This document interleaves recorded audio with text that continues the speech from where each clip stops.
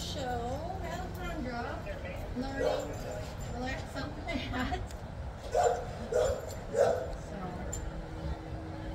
our goal is to teach the dogs to decompress on a mat that we put down. You would typically want to start the dog on leash, so they can only turn around and lay down on the mat. We're not asking the dog to do anything. We are just teaching them that when their head is down, candy is going to fall from the sky. It does not come from us, so if they look up and look for treats, we look away, we take a deep breath, and we keep dropping treats when their head goes down. And when the dog is just learning this, it's a good idea to just drop them pretty frequently. And then as time goes by, if you have a big dog, often by the time you get to the end of the meal, you will have a sit or a down. So we give jackpots in between. So if she goes from standing to sitting, she gets a jackpot. So right now it's just one treat falling at a time, so that she knows when she looks down, good stuff's going to happen. And then what we'll do over time is start to slow down the dropping of the treats to see if we can get her to transition maybe into a sit. So as you know, she's still staring. We're just going to give her a little more time. See if she puts her butt on the floor. If we feel like we don't want to lose her and she's getting a little bored, then I'll drop one and then go back to giving her time. See if she'll transition.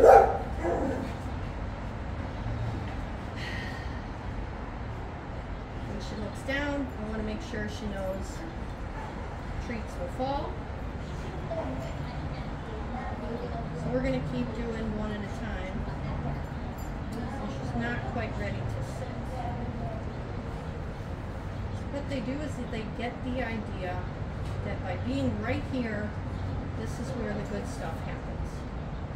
Again, we don't want them staring at us or looking to us for the treats. We just want them to learn that their behavior makes things happen. So when I rest, when I relax, good things happen. Oh my God. And so though she's going to see me do the jackpot, that's okay. We just go back to making sure we drop them when she's not looking. Now we got lucky because she went right into a down rather than a sit. If she went into a sit, then you're just going to keep trying to drop those treats right where they're sitting so that they don't pop up. If they do pop up, that's okay. We want to make sure there's treats back on the mat so they know whenever they come back to the mat, treats will happen. This is going to be helpful for over-aroused dogs, dogs who have fear. Just helps them learn to relax as a default behavior without us asking them to sit or down. So whenever we put the mat out, we want to make sure there's treats right away. And when we're done with the game, we pick the mat up.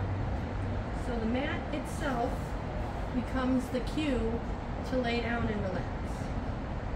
And then we start to slowly build duration. You don't want to just make it harder and harder for the dogs. You want to bounce around the time that the treats are dropped.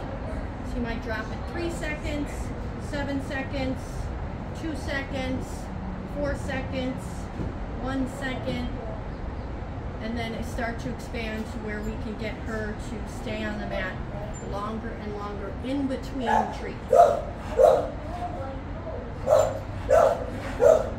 When I have dogs that have exciting things going on around us, I make sure to make the reinforcement rate a lot faster. And so she may get handfuls of treats if somebody's walking past or a dog is coming by.